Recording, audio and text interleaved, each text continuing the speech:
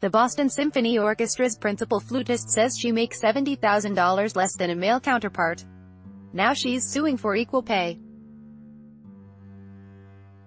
It is believed to be the first suit filed under a law that took effect July 1. By Jennifer Schuessler, New York Times News Service. The top flutist of the Boston Symphony Orchestra has filed a gender pay discrimination suit against the ensemble, claiming her compensation is only about 75% out of her closest comparable colleague, the orchestra's principal oboist, who is a man. Ad Choice Advertising and Red invented by Teeds. The suit, which was filed Monday by Elizabeth Rowe, the orchestra's principal flutist and one of its most prominent musicians, appears to be the first under a new law in Massachusetts that requires equal pay for comparable work. The law was passed in 2016, but it did not go into effect until Sunday, after employers had 2 years to rectify disparities. Advertisement. Rowe's complaint also appears to be the first pay equity lawsuit brought by a leading orchestral musician, suggesting that the debate over gender equality in the historically male-dominated classical music world may be moving into new territory. Half a century after the introduction of blind auditions, in which candidates are heard from behind a screen, women make up just over 47% of players in American ensembles, according to a 2016 report by the League of American Orchestras. But according to Rowe's lawsuit, which seeks $200,000 in unpaid wages, pay disparities can be significant. Rowe, 44, is paid about $70,000 less each year than John Ferriero, 62, the principal oboist, based on data in the lawsuit and tax records. That is despite the fact that they play next to each other and are both leaders of the orchestra and similarly demanding artistic roles, according to the lawsuit, which was first reported by the Boston Herald. Rowe, who previously held positions in Baltimore, Washington and Indiana, joined the Boston Symphony in 2004. She has been a featured soloist with the orchestra 27 times, more than any other principal musician, according to the lawsuit. Critics for the New York Times have called her playing ravishing and splendid. She has also been face of the orchestra, the lawsuit says, frequently featured in marketing campaigns, donor relations events and tours. Like last year's visit to Japan, when she and the principal harpist Jessica Joe, the only other female principal player, were the only musicians from the orchestra featured as soloists. Advertisement. Setting pay for orchestral musicians is complex.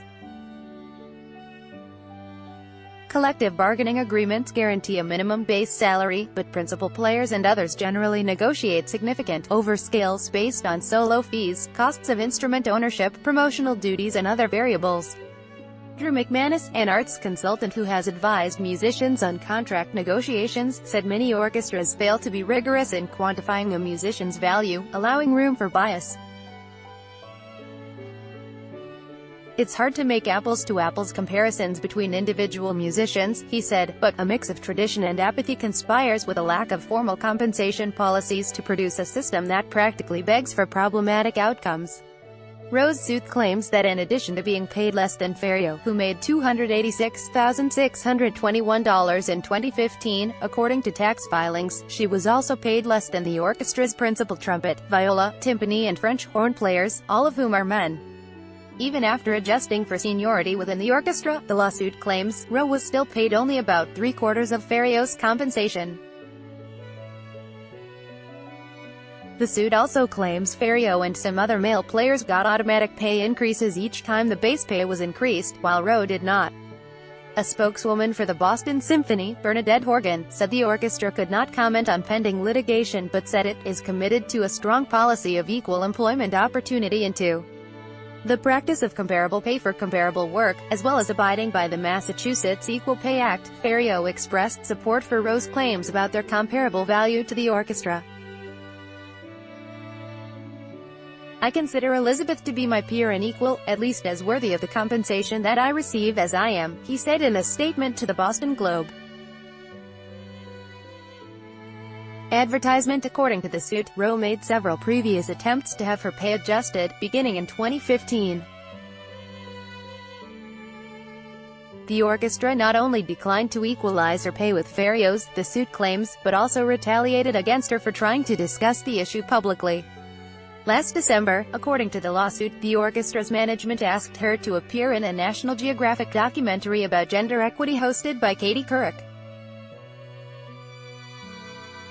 But when Rode told the orchestra's administration that she planned to talk about current gender issues, including known salary discrimination, the lawsuit says the invitation was immediately rescinded.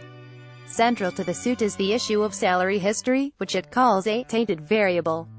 Laws forbidding employers from asking job candidates about previous salary have been passed recently in Massachusetts, Delaware, California, New York City, Philadelphia and elsewhere. There is a growing recognition that an obvious source of perpetuating the pay gap comes from relying on past salary, said Jillian Thomas, a senior staff attorney at the American Civil Liberties Union's Women's Rights Project. The new Massachusetts law, like others, also says that salary history cannot be used as a justification for gender disparities. According to the lawsuit, Fario, who was hired in 2001, had his compensation set at 200% of the orchestra's base rate, to match his previous pay at the Metropolitan Opera, where he was principal oboist from 1986 to 2001. The suit says Rowe was hired in 2004 at 154% of the base rate.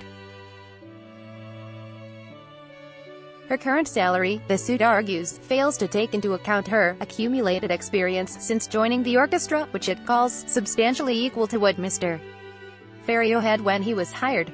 Elizabeth Rogers, Rowe's lawyer, said in an email that her client hoped to reach an amicable resolution with the orchestra, which will hold its annual Trustees and Overseers Week later this month at Tanglewood, its summer home in the Berkshires.